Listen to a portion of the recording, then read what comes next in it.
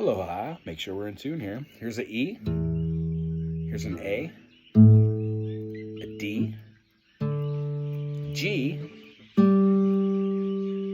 B. And then another E. Notice how there's two E notes on the guitar. Low E. And then a high E.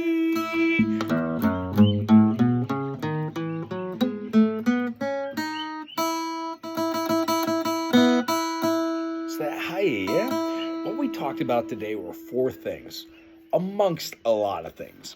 I'm going to do a quick recap, say the answer in your head as we're going, and just fortify these awesome pancakes of knowledge. Here we go.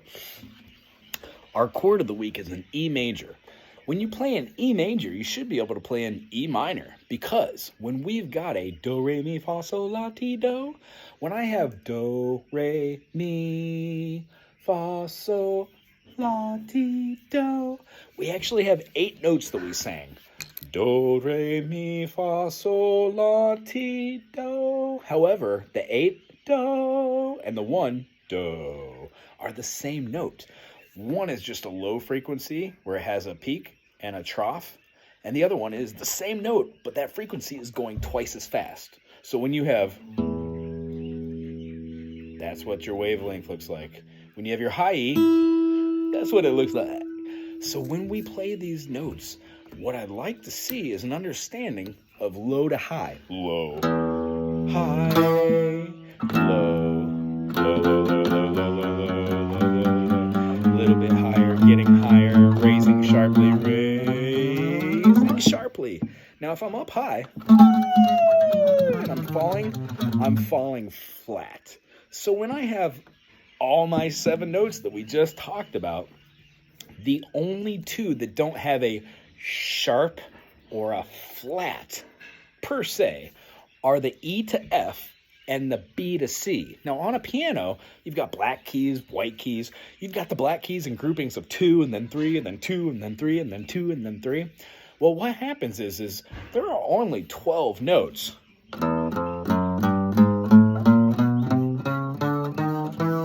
Meaning there's a 1, 2, 3, 4, 5, 6, 7, 8, 9, 10, 11, 12 minor seconds, half steps, if you will, between that. Now, a scale can be,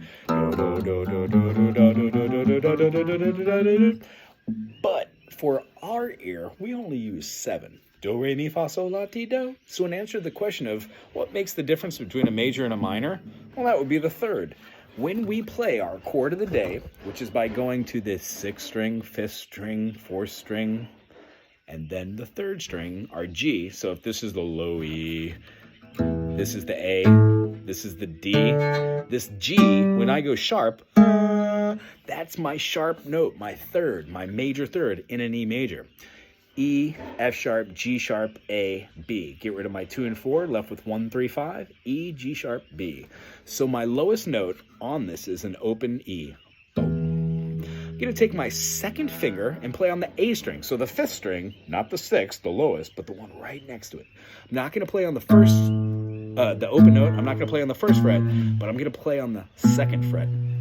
When I put my 1st finger on that G sharp and my 2nd finger on that B note, I can take this 3rd finger and put it right down below on that D string. Meaning, we're going to have 3 fingers on the fretboard. One's going to be on the G string, one's going to be on the A string, and one's going to be on the B string. But we're not playing those notes. We're just playing those strings. Meaning, we're going to get a G sharp, an E, and a B. Now, a E, G sharp, B is a E major. This other open note that we're not putting a finger on, but we're playing open, is a B, which correlates with this note. And then this high E, of course, is the same as the lowest one. The reason why we learn this, which we'll go over next week, is when we take this chord and we teeter-totter it back and forth, meaning our pinky's not on, I take that finger off, put that there, put that right there, and that right there. I put these on, same chord. Now my front finger, my pointer finger, my 1 finger, my leader finger's off. If I take off that 1st finger, well, that 2nd finger actually, and put my 1st finger back, I can do that and give a big old middle finger, but don't do that because it looks bad while you're playing and it's not proper technique.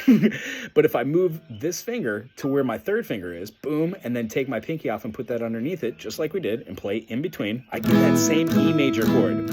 So our teeter-totter, as you can see, it just moves back and forth between having one finger on, having the pointer finger on, taking off all the fingers, and putting on my pinky. We'll work on the rhythm of it later, because what we do is we incorporate the 1, 2, 3, 4, 1, 2, 3, 4, 1, 2, 1, 2, 1, 2, 1, 2, 1, 2, 3, 4, 1, 2, 3, 4, 1 and 2 and 3 and 4 and 1 and 2 and 3 and 4 and 1 and a 2 and a 3 and a 4 and a 1 and a 2 and a 3 and a 4 and a. That has to do with our rhythm exercise. So don't let that E major chord go away. Pause the video, play that E major 20, 30, 40 times, start the video back up again. So let this go. We're going to put our hands together and play the 1 and then count the 4. So we've got 1, 2, 3, 4. 1, 2, 3, 4. 1, 2, 3, 4. So what I would suggest is getting a metronome online. I'll send you a link to one that's free. Put it at like 50 beats per minute and do what I'm doing. You're going to play on that 1 beat. And then do something else, like pick up something and put it down. And then make your way back to that 1.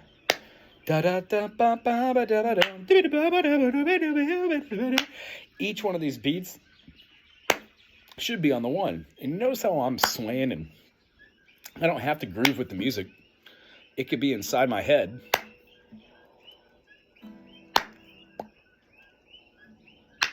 But the idea is to be able to find that 1 always.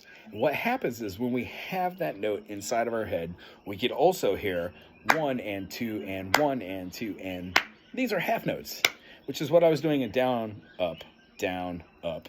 When I do every downstroke, those are quarters. Why? 4 notes, 4 beats.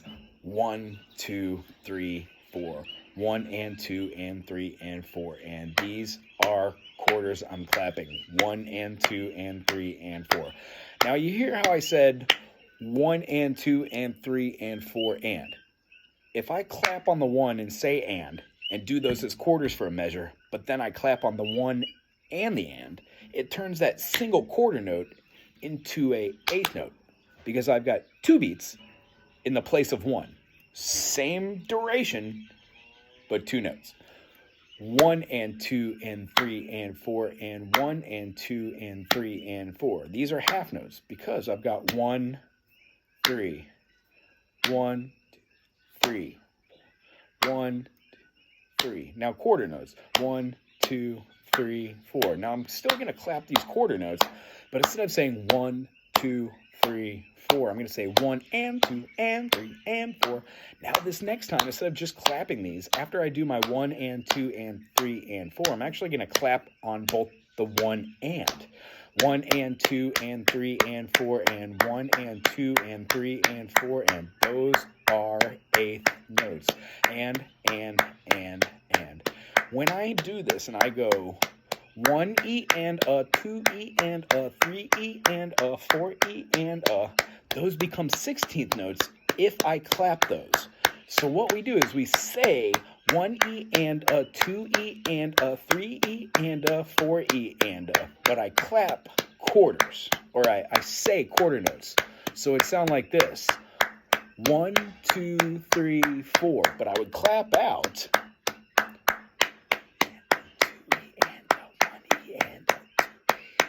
1 E and a, 2 E and a. So those are what we call 16th notes. And the reason why that's interesting is because every single chord that we're going to learn, E major, F major, F sharp major, G major, A sharp major, A major, B flat major, B major, C major, C sharp major, D major, E flat major, E major, F major, G major. Every single one of these we're going to learn how to play this way, and then teeter-totter and play the same chord with a different fingering, so we could thusly be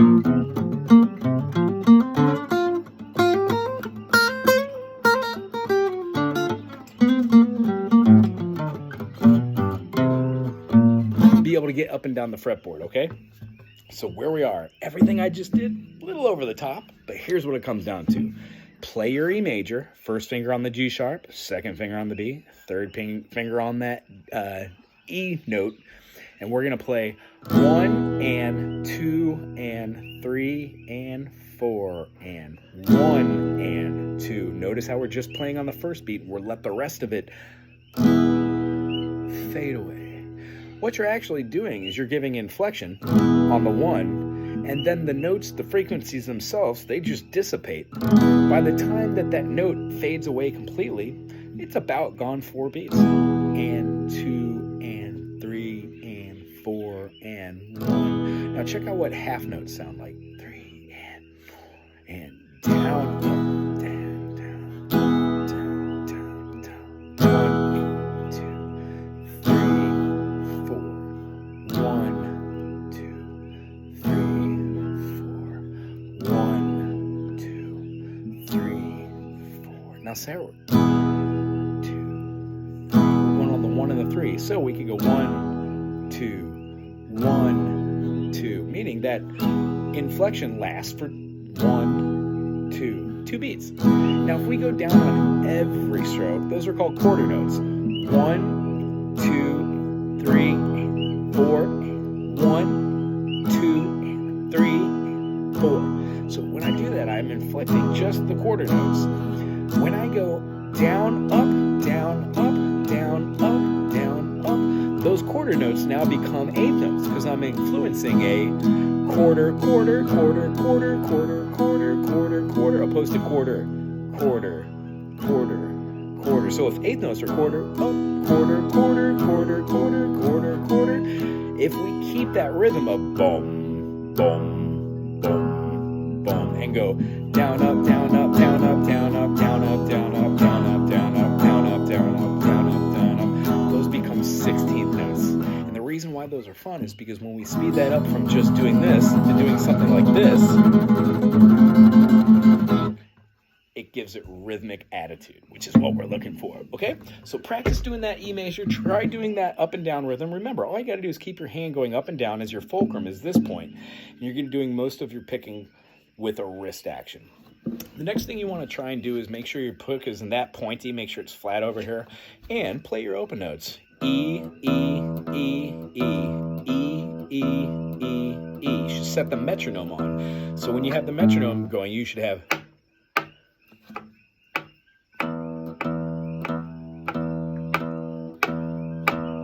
Hear how it's exactly on the beat?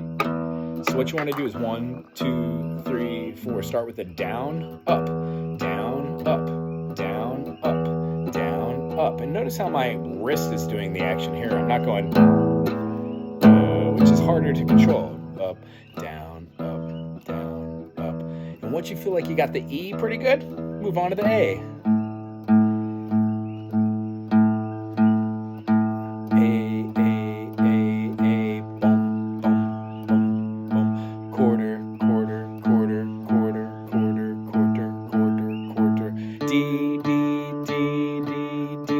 I would say do each one of these maybe 20, 30 times until you get a consistent sound out of each one of these. Does that make sense? And then the G, G, G, G, G, just the same, the B, B, B. And what you'll notice after doing these a couple hundred times is each string, just because it's thicker and thinner, you have to attack it and pluck it just a little bit lighter on the thinner strings and just a little bit harder on the thicker strings. But you don't want it to be plucked really hard and have it reverberate so you get a bunch of different weird sounds.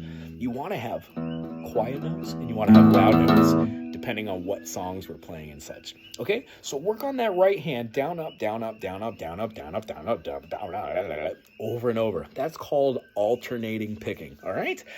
When you get comfortable with that down, up, down, up, down, up, down, up, start it on the first fret with your first finger, playing an F note because we have E to F. There is no E sharp.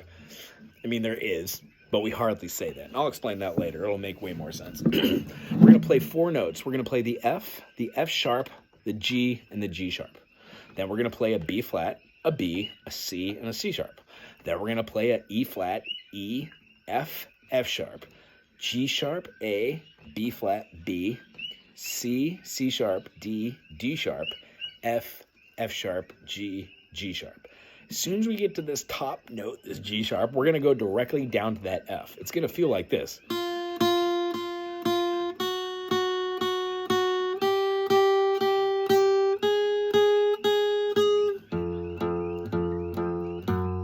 The reason why is when you're able to go 2, 3, 4, 2, 3, 4, B flat, B 2, 3, 4, C quarter, quarter, quarter, C sharp quarter, quarter, quarter, D sharp quarter, quarter, E quarter,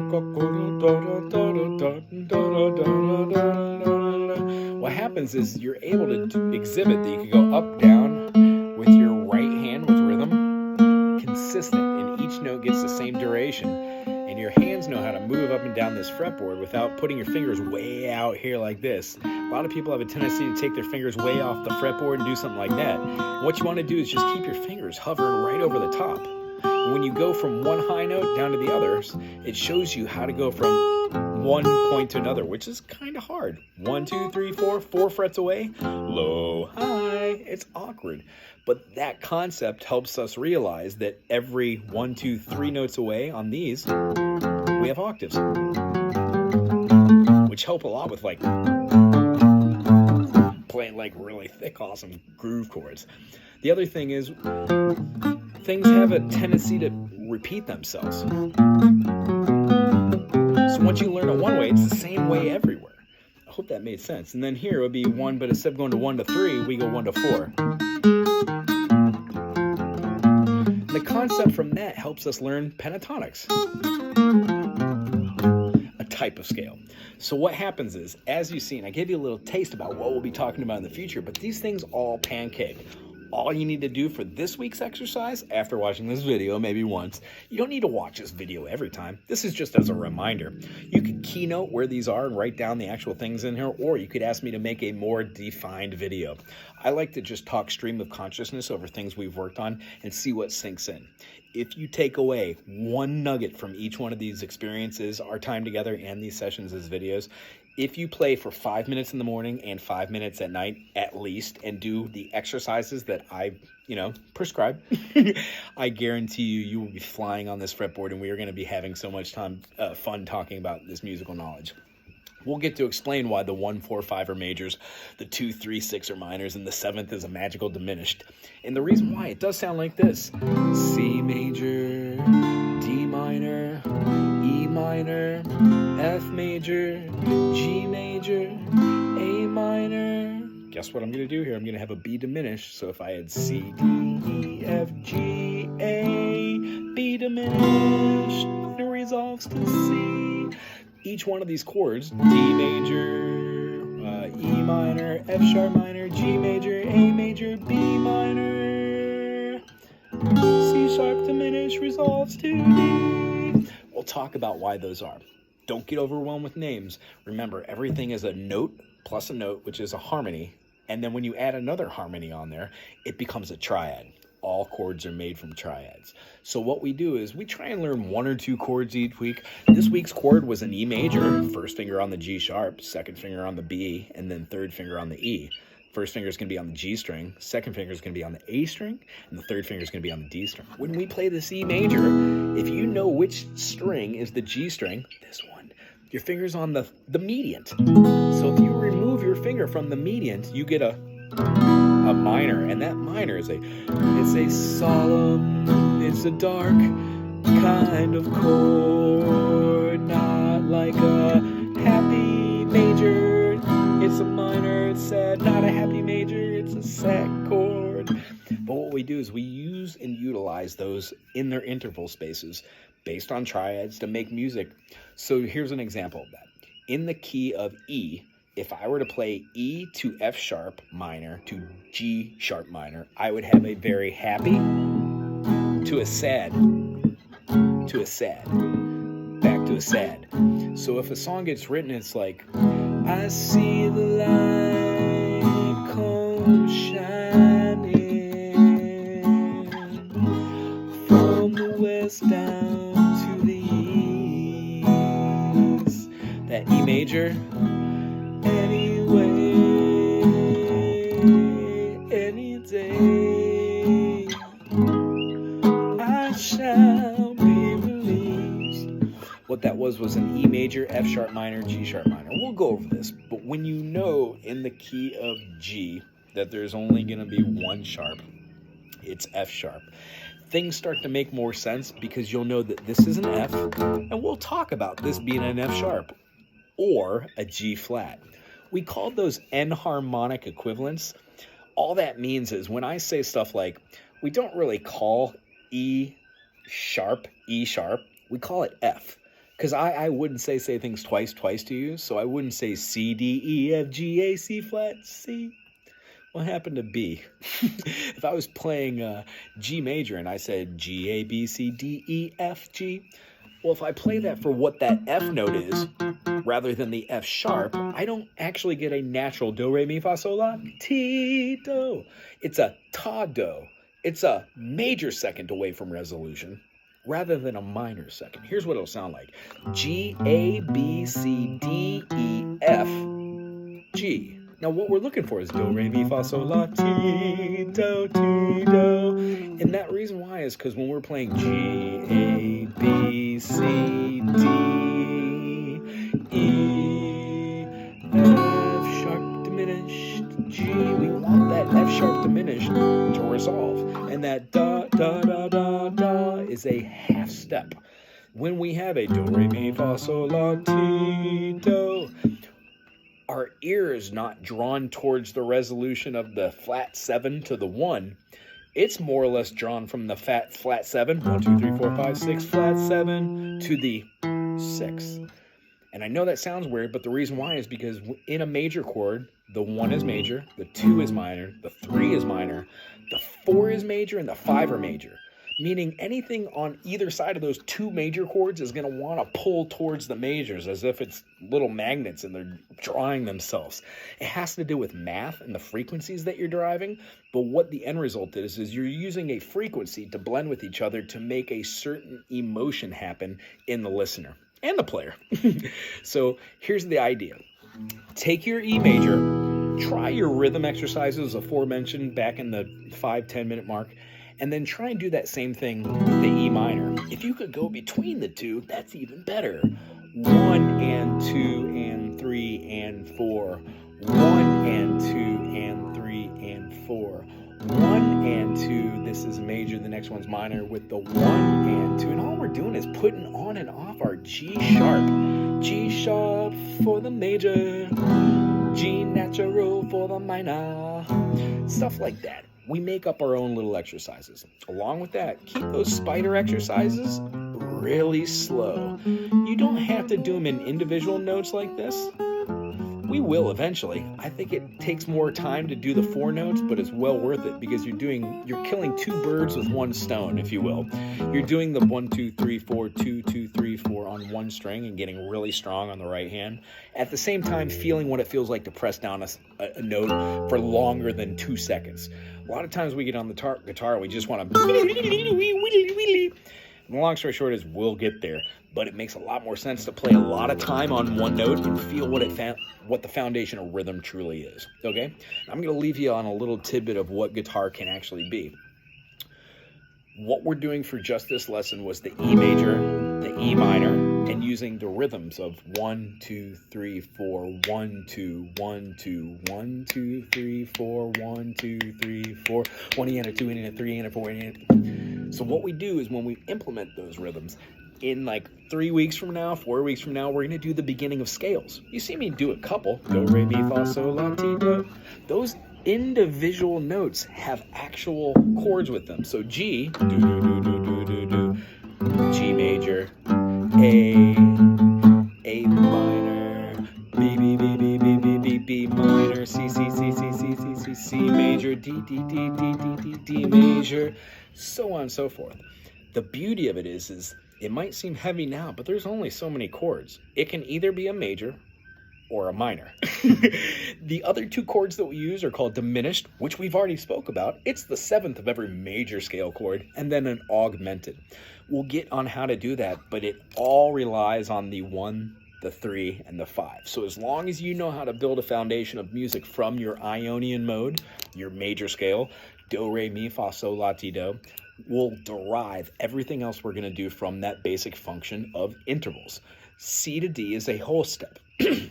D to E is a whole step. There's no black key between E and F, so that's a half step. Then we have F to G as a whole step. G to A is a whole step. A to B is a whole step, and then a half step from B to C. There's no black key like E and F and B and C. So what we get is a whole step, half step, whole step, whole step, whole step, half step. That makes up every major chord. G to A, whole step. A to B, whole step. B to C, half step. C to D, whole step. D to E, whole step. E to F sharp, whole step. And then F sharp to G is a half step. Did you see how if I went E to F, that would have been a half step, and that would have thrown off my whole step, half step, whole step, whole step, whole step, half step. So what I'd like you to do, if you have time, I know you got a lot going on, play for 5 minutes a day. When you got nothing going on, check out that notepad and rewrite everything that you possibly can remember from this video and then what I wrote down there. Go above and beyond, and you will be blown away on how quickly you and I are doing songs and you're playing leads over the top of me. I cannot wait to see you again and see our progress together. And remember, this doesn't have to be free-flowing and happen fast like a waterfall or tsunami. This can be like a drip from a faucet. All the water is going to be collected in the same place, okay? Whether the spigot's open and flowing and everything's being caught, or it's just going at a drop. You tell me how fast you want to see this cup of knowledge fill up, okay? And I'll go as slow or as fast as I possibly can. In these videos, if it is too fast, there's a way to slow it down up here with these 3 bars and use the speed playback function. Other than that, most of these videos won't be 30 minutes long. I just wanted to set a great foundation as our first video. This will always be online, so you could always go back and see it, all right? Thanks a lot, brother. Aloha.